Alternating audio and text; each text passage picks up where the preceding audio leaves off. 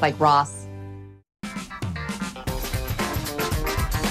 Welcome back. Well, this is a hot time of year to shop for a new home. And in our series, The Real Deal in Real Estate, we explore the many steps it takes to get the keys to your new palace. Megan Mooney spent the day with our real estate pros as they share some of that red flag thing that you as a home buyer should avoid. Are you ready to say goodbye to your landlord and venture into home ownership? The experts are saying that now is the time to make it happen because the market is in your favor.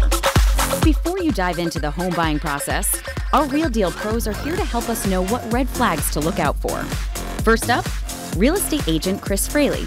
She says make sure you get a thorough home inspection and pay close attention to the results. Why is it so important to get that done? Well, because a lot of times you buy a house and there's a lot of problems that you can't find by just walking through the house. You need somebody to climb up in the rafters. You need somebody to open doors in the basement and crawl in and see what's down there. And a lot of things can be hidden. Also, make sure your inspector goes through the HVAC system, the roof, the plumbing, and checks faucets, so there's no surprises after you buy the house. Especially for the more expensive items like the roofing and the HVAC systems and the appliances. And you also want to look for structural issues like basement cracks, big cracks. Is there a red flag that you would say, don't get this house? One of my buyer's agents just had a house with mold all in the attic to the point where it was so bad, she voided the contract. An important reminder to keep realistic expectations when buying a resale. Next, it's on to the financing. And don't think that because you're pre-qualified, then the house is yours.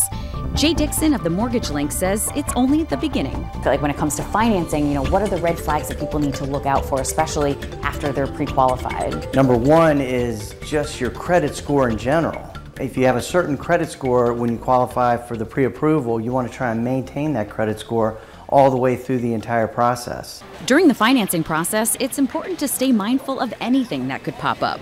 For instance, a parking ticket could lower your score by 50 to 100 points. Inquiries, recent inquiries, all the way up until the day of settlement. So we did have someone purchase an automobile right before settlement. The underwriter found out about it and the loan could not go through. So to avoid a situation like that, Jay says try not to apply for any credit at all, or be prepared to write a letter explaining to your underwriter why you're applying for that credit when you're pre-approved for a home. Because the underwriter wants to verify anything and everything, and your final debt-to-income ratio is critical to the underwriter. Another tip, and stay with me here, keep your job and try not to even change jobs.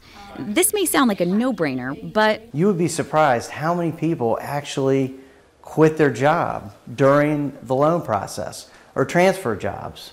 And definitely don't go from a salary job to a commission-only job during the loan process. Also, when it comes to checks and balances, make sure to maintain the amount for the required down payment and avoid any large deposits outside your normal income.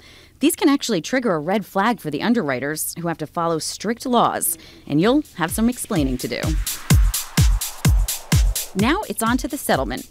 To avoid red flags at this stage, Josh Green of Eastern Title and Settlement says the closing disclosure has to be correct when you receive it 3 days in advance of the settlement. And the problem that we run into is that the banks are sending it to the clients 3 days prior to settlement, but not to the title company to make sure the fees are correct. And that could end up extending the settlement process for an undetermined period of time. When you go and you get a loan, you have a certain period that you have to close the loan by, and then your interest rate's predicted on the time of settlement.